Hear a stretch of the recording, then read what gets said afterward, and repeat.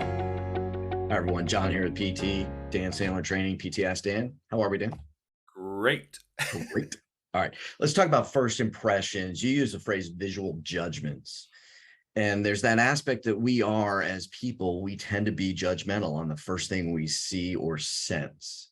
So, talk about the dangers in doing that and sort of that assumptiveness approach and judgmental approach. And then also how you can use that to your advantage, though.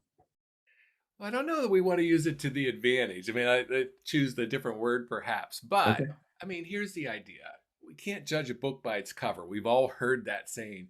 And John, I know you've been there as well. I have been on so many sales calls where someone just looks the part, they sound the part, and they just do nothing. They don't have the money or they don't have the time. And then Yep. I've been in front of people that they don't look like they can put two pennies together and they pay for the whole thing. So I have learned over the years, just relax and no matter who I'm in front of, run my sales process the way I do, and let's just see what happens.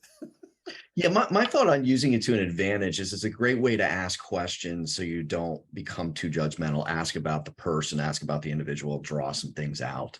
Yeah. I'll never forget my very first appointment in a sales environment was in a formal office, and somebody came to get me to tell me my appointment was there.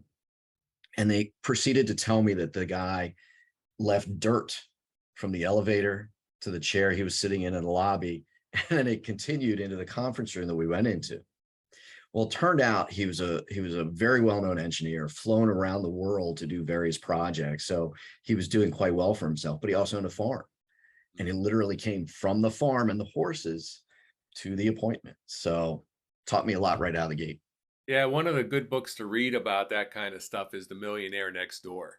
And what's interesting about that book at the beginning, they're trying to have a buffet for all these millionaires and they think they know what they want to eat and they serve all this fancy fluting food.